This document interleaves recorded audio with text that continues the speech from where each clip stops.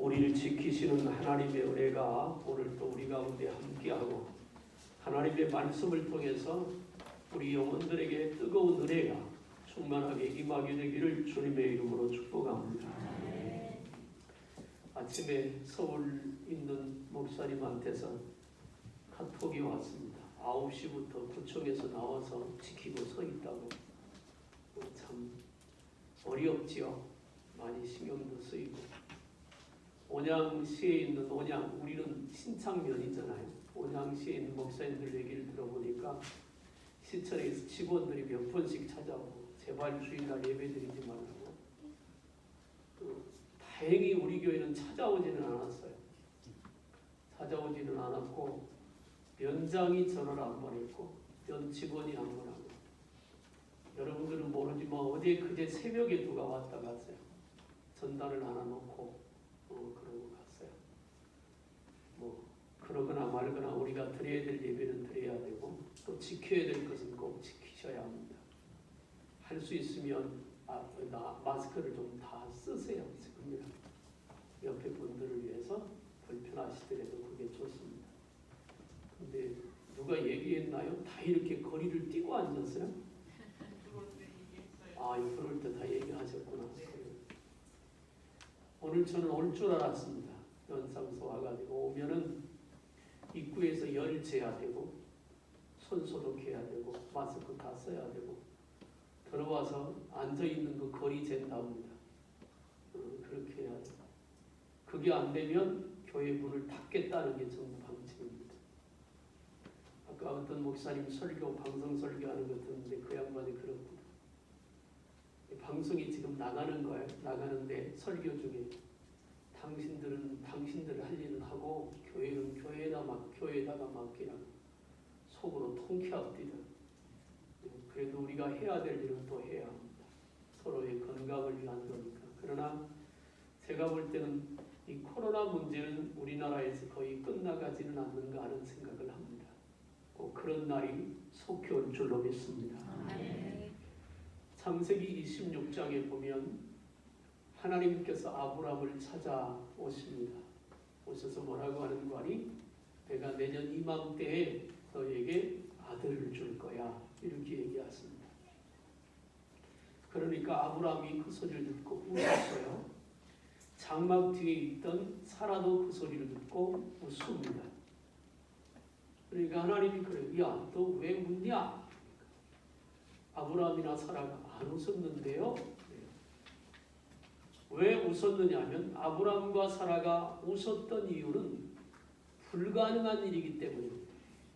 사라는 경수가 끊어졌어요. 아기를 낳을 조건이 끝났다 그 말입니다. 그런데 하나님께서 아들을 줄 것이라고 하니까 아브라함이나 사라는 그게 웃기는 거예요. 왜? 안 믿어지니까. 그런데 1년이 지나서 진짜 하나님이 아들을 주셨고 그것 때문에 정말 웃었어요. 그건 아브라함이 세상에 웃긴 일이 있어서 웃는 게 아니고 하나님이 웃게 하셔서 웃었습니다. 지금요 이 코로나 바이러스 때문에 다 슬퍼요. 특별히 예수 믿는 사람들이 많이 슬픕니다. 저는 오늘 말씀을 통해서 하나님께서 웃게 하시는 은혜가 저와 여러분 가운데 임하게 되기를 주님의 이름으로 축복합니다. 환경도 변하고 사람도 변합니다. 실력도 변하고 과학도 변합니다. 다 변해요, 세상에. 그런데 변하지 않는 게 하나 있습니다. 하나님이 변하지 않으십니다. 우리의 구세주인 예수 그리스도도 변하지 않습니다. 또 변하지 않는 게 있습니다. 하나님의 약속입니다. 하나님의 말씀은 변하지 않습니다.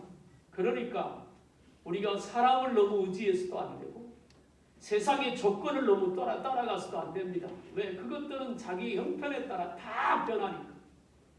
자기 조건에 맞추려고 다 바꾸니까. 그러나 하나님의 말씀은 변하지 않아요. 여러분 그 하나님의 약속을 붙들고 가야 할 줄로 믿습니다.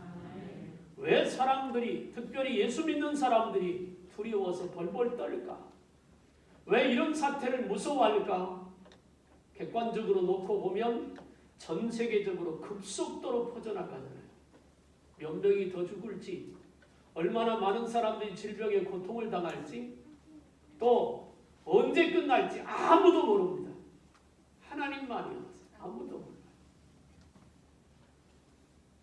미국의 인구가 3억 얼마인데 거의 그 반 이상이 전염병에 걸릴 것이라고 하는 얘기들도 나오고 있습니다. 무서운 일이죠.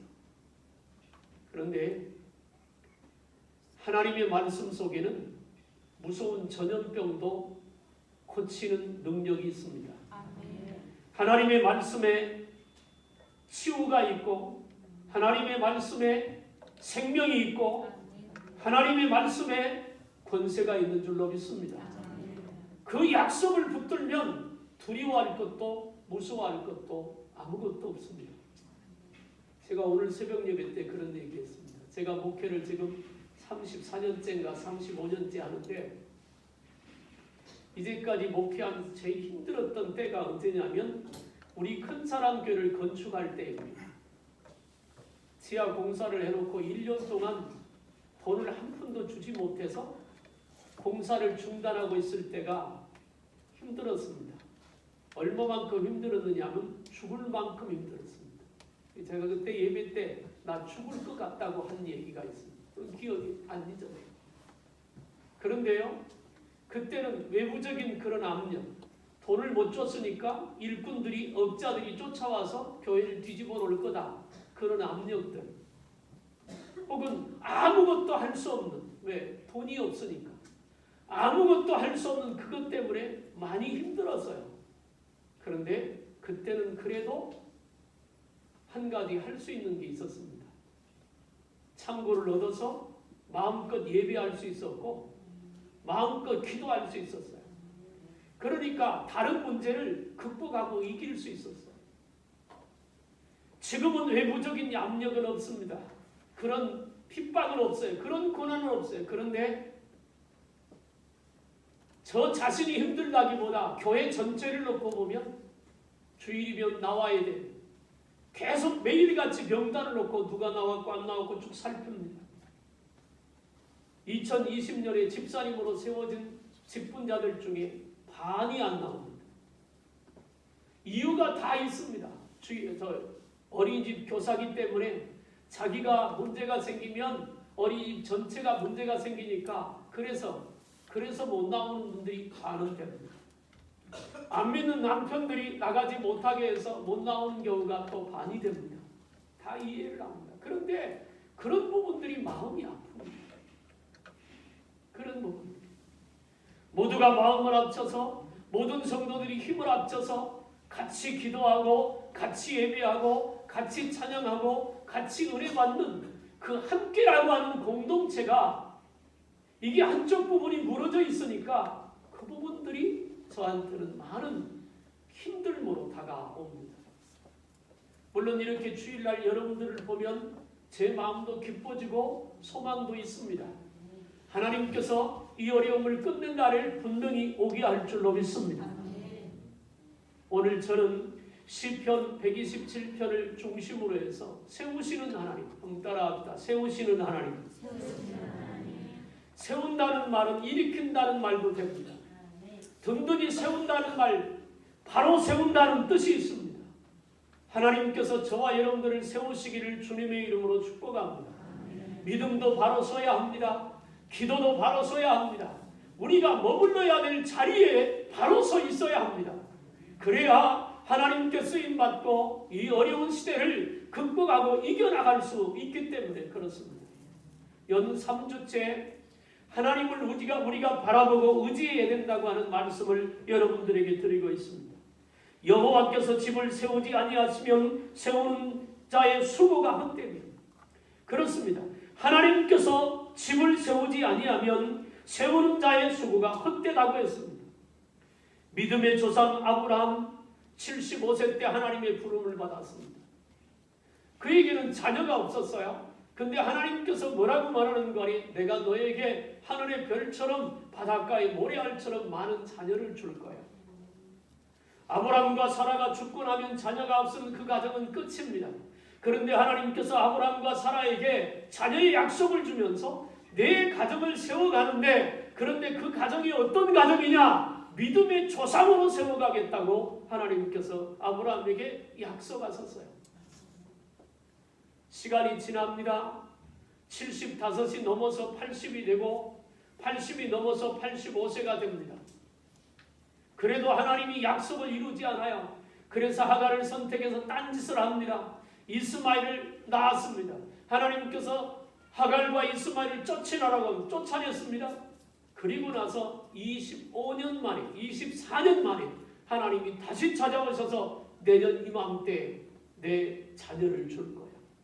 그 말은 약속했던 대로 내가 내 가정을 세워나갈 거야. 결국 25년 만에 하나님께서 아브라함의 가정을 세우신 줄로 믿으시길 바랍니다. 사랑하는 여러분 저와 여러분들의 가정을 하나님께서 세워갈 수 있기를 주님의 이름으로 축복합니다. 하나님이 붙잡아 주셔야 합니다.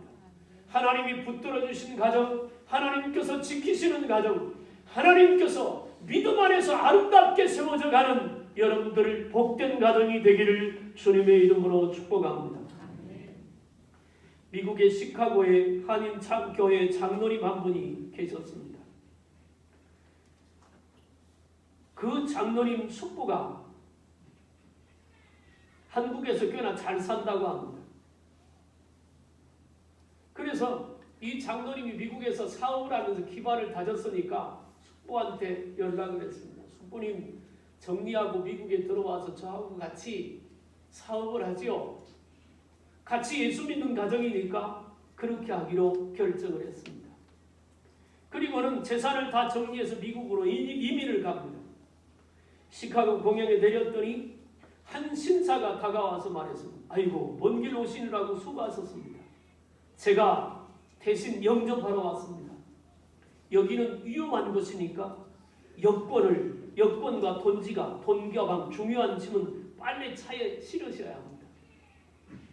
그래서 당연히 장로님이 보낸 사람인 줄 알고, 그 회사 사람인 줄 알고 모든 것을 다 그 차에다 실었습니다. 차도 보기가 좋고 인상도 좋아서 아무런 의심 없이 그 차에 트렁크에 짐을 실었습니다. 그랬더니 이 사람이 내가 속히 수속을 받고 올 테니까 잠깐만 기다리라고 차를 끌고 갔습니다. 한참 기다리고 있는데 이 장로님이 얼마 후에 왔습니다. 내가 길이 막혀 좀 늦었다고, 미안하다고. 그때 이 장로님한테 숙부가 물어봅니다. 직원을 나한테 보내지 않았느냐고, 마중 내보내지 않았느냐고. 아니, 그러지 않았다고. 어떤 신사가 와서 중요한 건 맡기라고 해서 수석발 보러 갔다고. 영영 오지 않았습니다. 그 많은 것들을 모아 다 재산을 정리하고 돈가방 들고 통장 들고 여권 들고 미국 땅을 밟았는데 아무것도 남지 않았다. 때로는 사람이 계획을 세웁니다. 완벽하게 세워져요. 근데 하나님이 지키지 않으면 안 되는 거죠. 여러분, 이 어려운 때 여러분의 가정과 여러분의 자녀와 가족들을 하나님이 세우시고 하나님이 지키기를 주님의 이름으로 축복합니다. 그런가 하면 엘리 제사장의 가정을 보면 하나님 앞에 대제사장으로 40년 동안 쓰임받았던 복된 가정이었습니다. 40년 동안 대제사장으로 그 일을 하게 했다는 말은, 그 말은 무슨 얘기냐면 하나님께서 엘리 제사장을 신뢰했다 그 말입니다. 그런데 그의 말년은 비참합니다. 홈리와 비느하스 두 아들을 하나님보다 더 사랑합니다. 하나님 앞에 무시무시한 죄를 보며도 엘리 제사장은 두 아들을 책망하지 않습니다. 전쟁에 나갔다가 홈리와 엘리 제사장의 두 아들의 홈리와 비느하스가 전쟁통에 죽고 그 두 아들이 죽었다는 소식을 듣고 엘리 제사장은 의자에 앉았다가 놀래서 넘어졌는데 목이 불어서 죽고 며느리는 애 낳다 죽고 하나님을 떠나고 하나님을 버리고 난 그 가정은 아무것도 남지 않았습니다. 하나님이 주인 되는 가정, 하나님께서 지키시는 가정, 하나님을 사랑하는 가정, 그 가정은 하나님께서 세워주실 줄로 믿습니다. 나사로가 죽었잖아요. 세 남매가 주님께 은혜를 입었습니다. 예수님은 나사로와 마르다와 마리아를 사랑했습니다. 그래서 그들에게 많은 은혜를 베풀었습니다. 오라버니 나사로가 갑자기 병들어 죽었습니다. 예수님에게 사람을 보냈습니다. 당신의 사랑하는 사람이 죽었다고. 예수님이 가자. 가다 보니까 여러 가지 일들을 만나서 주님이 사람들을 고치고 그들에게 은혜를 끼치고 나니까 시간이 나흘이 지났습니다. 이미 장례가 끝났습니다.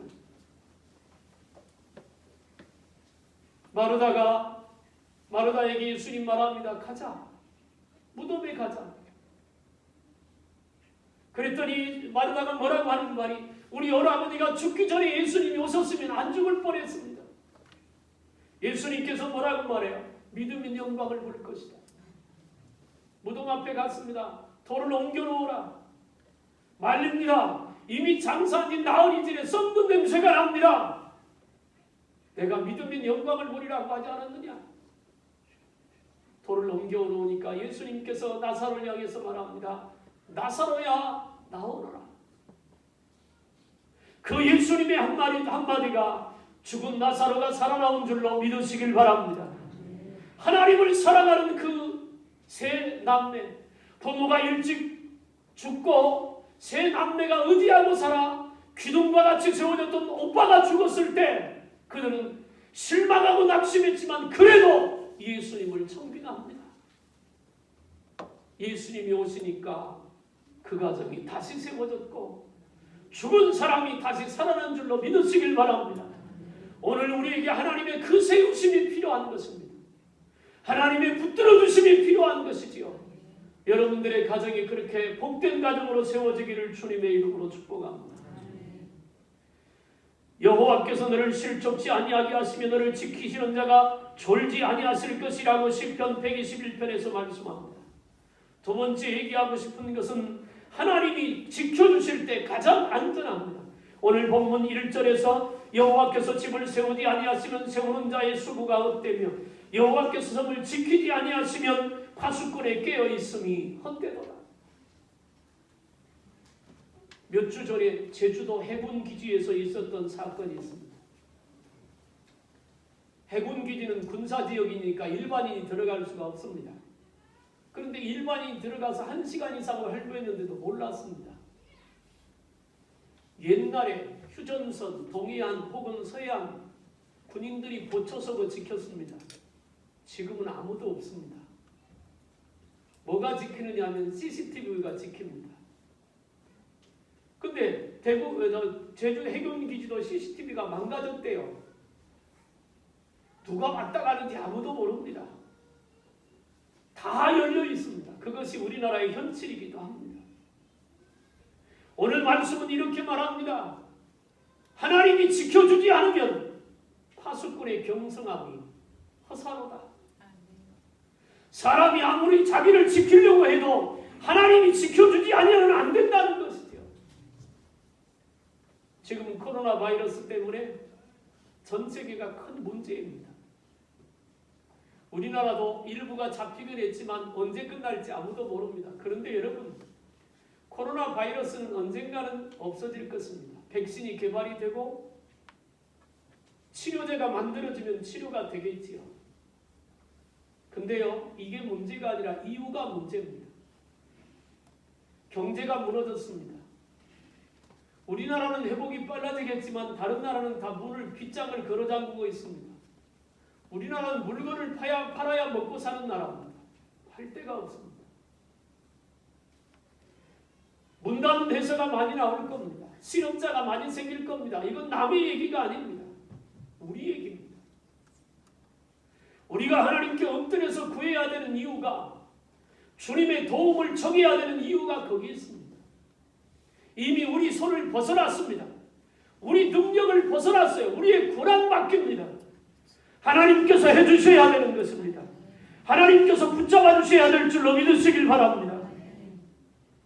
여호와께서 집을 세우지 아니하시면 세우는 자의 수고가 헛되고, 하나님께서 지키지 아니하시면 지키는 자의 수고가 헛되고, 하나님께서 지켜주지 않으면 나라를 지키는 이 나라 지키는 사람들의 수고가 헛되고, 하나님께서 우리 교회를 지키지 아니하면 지키는 자의 수고가 헛되다는 것입니다. 1973년 프랑스 의회가 이런 결정을 했습니다. 우리 프랑스는 하나님의 존재를 믿지 않는다라고 하는 가결을 합니다. 그로부터 프랑스는 도덕과 윤리가 문란해지고 가정이 곤두박질 쳐졌습니다. 그 여파로 지금도 프랑스 대통령이 본부인 버리고 다른 여자를 택해도 아무런 문제가 없습니다. 그래서 프랑스에서는 이런 농담과 같은 속담이 있답니다. 하체는 묻지 말아라. 그만큼 타락된 나라가 프랑스입니다. 국회에서 그런 결의를 하곤 했더니 가정이 망가지고 윤리와 도덕이 땅에 왕땅에 떨어지고 나라가 소란스러워요. 도저히 감당할 수가 없게 되니까 국회의원들이 다시 모여서 의결을 했습니다. 뭐라고 의결을 했냐면 우리 프랑스는 하나님 믿고 영원 불멸을 믿는다. 그러고 나서 그 나라가 어느 정도 정리가 됐다고 합니다. 1960년대 초까지 미국의 모든 학교는 아침마다 담임 선생님의 지도 아래 기도를 하고 공부를 시작했습니다. 그런데 천주교인인 케네디 대통령이 되면서 이렇게 말합니다. 미국은 자유국가인데 왜 모든 학교에서 하나님께만 기도하느냐? 그것은 위법이다. 그래서 모든 공립학교에서 수업 전에 기도하는 것을 중단시켰습니다. 그것이 1962년인데 이 법을 만들고 대통령 케네디가 이 법을 만들고 나서 총에 맞아서 죽습니다. 이후에 학교에서 총기 사건이 매달마다 끊어지지 않고 계속 일어나는 것이 미국의 현실입니다. 아모스 6장 12절에서 말들이 어찌 바위 위에서 달리겠으며 소가 어찌 거기서 밭을 갈겠느냐라고 탄식하고 있습니다. 하나님께서 고개를 돌리시면 아무것도 할 수가 없는 것입니다. 가장 무서운 저주가 뭐냐? 하나님이 등을 돌리시는 겁니다. 그것만큼 무서운 것이 없죠. 사업을 하다가 어려움을 겪을 수 있습니다. 살다 보면 몸이 아플 수도 있습니다. 있던 재산이 순식간에 사라져버릴 수도 있습니다. 정말 내가 혼신의 힘을 다해서 이루었던 것이 하루아침에 무너질 수도 있습니다. 그런데 하나님만 붙들고 있으면, 창조주 하나님을 붙들고 있으면 얼마든지 하나님은 우리에게 기회를 주시고 다시 고침받을 수 있고 다시 세울 수 있고 다시 일어날 수 있는 줄로 믿습니다. 그런데 하나님을 등을 지면, 하나님이 우리에 대해서 등을 돌리시면, 그러면 그때는 우리는 소망이 없는 것입니다.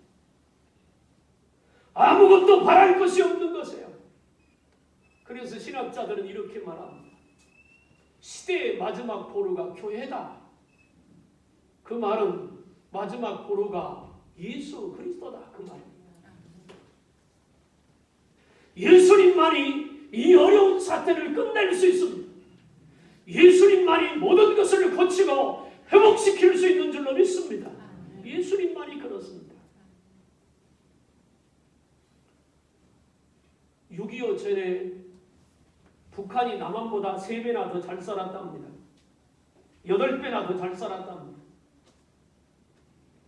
정말 북한이 그렇게 앞서가는 나라였고 경제적으로도 앞서가는 그런 나라였답니다. 그런데 공산당이 북한을 점령하고 나서 교회를 없애기 시작했어요. 교회 말살정책.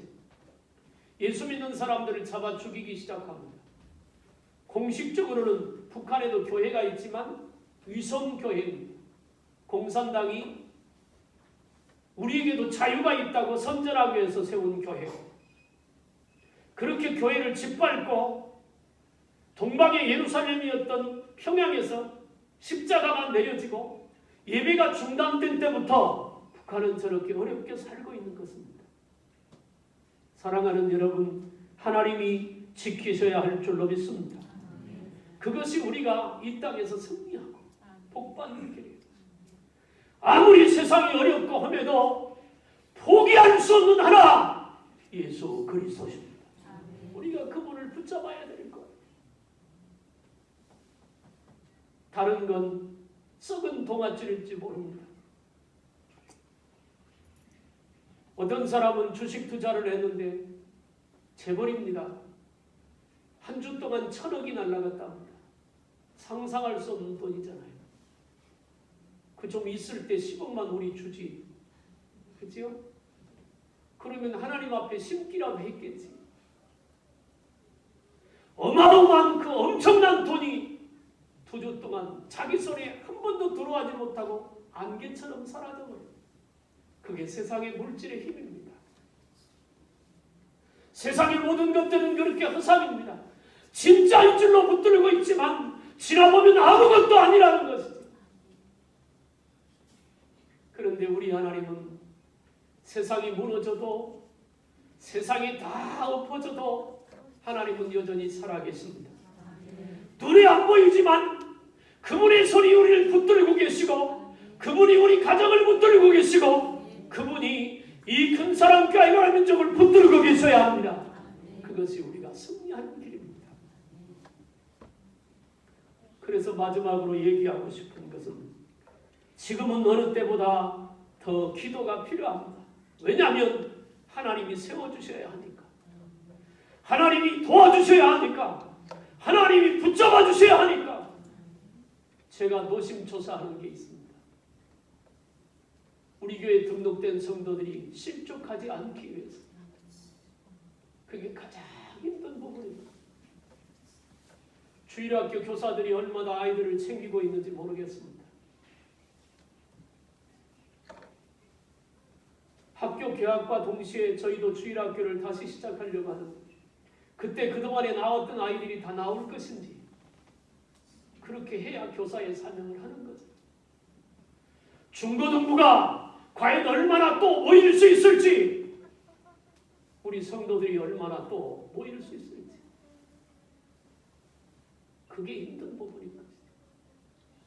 사랑하는 여러분, 우리 모두도 그 영혼에 대한 관심을 갖고 그들을 위해서 기도해주고 그들을 살펴주고 그들을 돌보면서 같이 갈 수 있는 믿음의 공동체로서 사랑으로 하나 되기를 주님의 이름으로 축복합니다.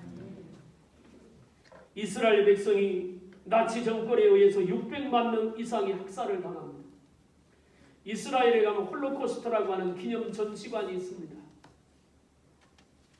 히틀러가 이스라엘 백성들을 어떻게 죽였는지 그걸 다 전시해 놨습니다. 거기는 영상으로 찍힌 장면도 있습니다. 좀 잔인하지만 찢어서 죽이고, 독약으로 죽이고, 목을 잘라 죽이고, 창으로 찔러 죽이고, 온갖 장면들이 다 있습니다. 그것들이 영상으로 다 흑백이지만 매일같이 상영되고 있습니다. 유대인들은, 이스라엘 백성들은 잊지 말자. 거기가 1년에 한두 번씩은 꼭 방문한, 외국 관광객들도 들어가지만 방문을 한답니다. 잊지 말자고. 잊지 말자고 하는 얘기가 뭔 줄 아십니까? 우리가 당한 유대인들에게, 히틀러 독일 사람들에게 당한 그 원수를 갚자, 그래서 잊지 말자, 그게 아닙니다. 왜 유대민족이 그렇게 엄청나게 많은 사람들이 고통을 당하고 600만이 그렇게 비참하게 죽고 나라를 빼앗겨서 세계의 고아 나라가 돼서 흩어져서 살 수밖에 없었느냐? 답은 하나였습니다. 하나님을 떠났기 때문입니다. 하나님을 떠나서 이 무시무시한 고통 가운데 그때를 잊지 말자는 것입니다. 똑같습니다. 우리는 살아계시는 하나님을 잊어버려서는 안 됩니다. 그 하나님을 생생하게 붙들고 그 하나님과 함께 믿음으로 가야만 합니다. 그 믿음 안에 있다면 두려울 게 뭐가 있겠습니까? 무서울 게 뭐가 있겠어요? 하나님이 이기지 못할 것이 없잖아요. 그 하나님께 엎드려 기도할 수 있는 저와 여러분들이 되길 바랍니다. 저주받은 십자가의 그 고통을 앞두고 예수님은 기도하셨기에 십자가를 지고 이기셨습니다. 이스라엘 백성을 이끌고 애굽을 탈출한 이스라엘 백성에게 홍해가 앞을 가로막고 있었지만 모세가 기도하여 홍해를 갈라 그 홍해를 건너는 역사가 있었습니다. 18만 5천이나 되는 군대가 예루살렘 성을 둘러쌌습니다.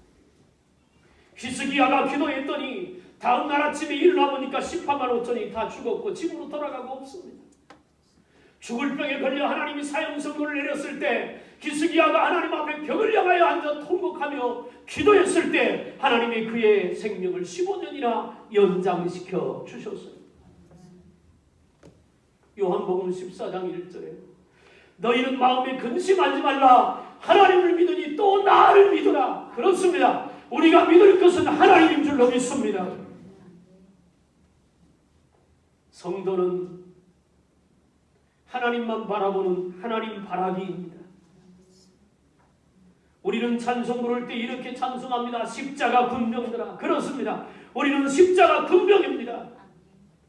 말씀으로 무장하고 하나님의 전신갑주를 입고 성령의 검을 들고 이 영적인 도전에서 주저하지 않고 싸워 이기는 십자가의 군병인 것을 믿으시길 바랍니다. 한 사람 아모스의 기도가 이스라엘을 살렸습니다. 나 한 사람의 기도가 우리 가정을 살리고 나 한 사람의 기도가 목장을 살리고 나 한 사람의 기도가 큰 사람교를 살리고 나 한 사람의 기도가 이 나라 민족을 살릴 줄로 믿습니다. 창세기 18장에 아브라함을 찾아오신 하나님께서 소돔과 고모라의 멸망을 선언합니다. 그때 아브라함이 기도합니다. 하나님, 의인 50명이 있으면 내가 용서해 줄게. 45명이 있으면 그래도 내가 용서하지. 30명이 있으면 그래도 내가 용서할 거야. 10명이 있으면요 그래도 내가 용서할 거야. 근데 소돔과 고모라가 멸망했잖아요. 롯과 두 딸 외에는 다 죽었어요. 그럼 무슨 말이에요? 3명, 겨우 3명이었다는 거예요. 그것도 부끄러운 구원. 오늘 의인 10명이 없으면 이 나라도 망합니다. 저와 여러분들이 예수 그리스도의 대속의 은혜를 입고 하나님께 도움을 구하는 하나님 앞에 하나님을 믿는 의인으로 믿음으로 살아가기를 주님의 이름으로 축복합니다. 예수 믿는 하나님의 사람들에게는 특권이 있잖아요. 기도하는 특권 말입니다. 나는 여러분들이 새벽 예배를 했으면 좋겠습니다. 이럴 때 기도 안 하면 언제 하겠어요? 지금 기도 안 하면 언제 기도하겠느냐?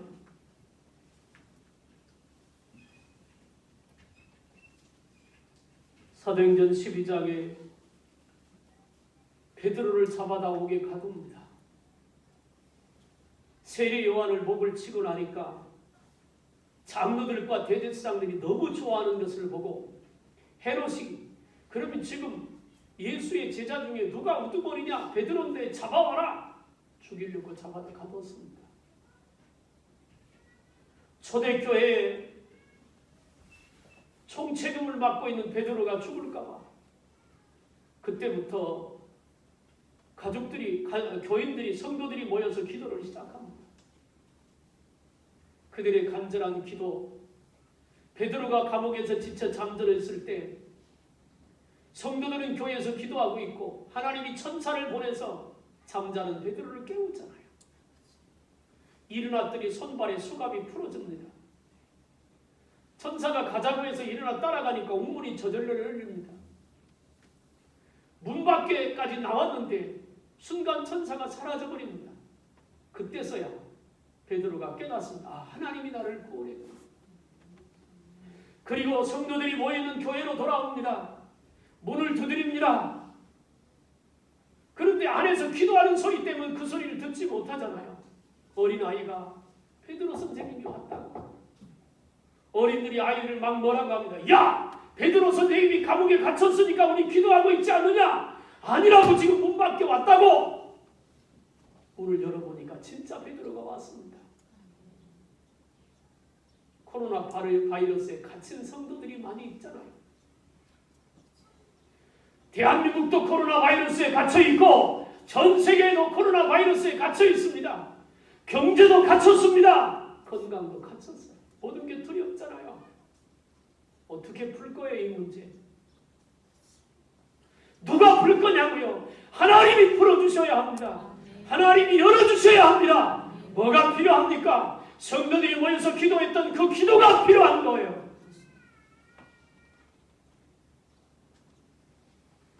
하나님이 세우셔야 하고 하나님이 지켜주셔야 합니다. 이를 위하여 우리 모두 기도해야 하고 하나님은 우리 기도에 응답을 주실 것입니다. 그리고 이 어려움에서 우리를 건져주실 줄로 믿습니다. 지난 주일날 제가 그런 얘기를 했습니다. 예배 안 드리는 것이 편하면 병든 거라고, 기도 안 하는 것이 편하면 병든 거라고. 예배 드리지 않은 것 때문에 견딜 수가 없어야 합니다. 왜? 그건 내 영혼의 갈급함이니까. 기도 안 하는 것 때문에 밤잠을 설쳐야 합니다. 그것이 내 영혼의 외로움이기 때문에 그렇습니다. 난 여러분들이 그랬으면 좋겠습니다. 그래서 살아계신 하나님께서 세우시고 살아계신 하나님께서 지키시고 우리 기도를 통해서 그렇게 하나님께 나가서 저는 매일같이 우리 새벽님에 나오는 분들하고도 그렇게 기도합니다. 머리털까지 세심받으시는 하나님이 우리 큰 사랑교 성도들을 어린아이부터 장년까지 다 살피시고 눈동자처럼 지키는 은혜를 베풀어 주옵소서. 새벽 예배를 나오고 저와 새벽 예배 나오는 여러분 그분들뿐 아니라 여러분 모두가 지금은 그렇게 기도할 때인 줄로 믿고 하나님께서 지키시고 세워주시는 은혜가 이 모든 역경을 이기고 승리하게 되는 그날까지 우리에게 함께하기를 주님의 이름으로 축복합니다. 기도합니다. 살아계신 하나님 아버지,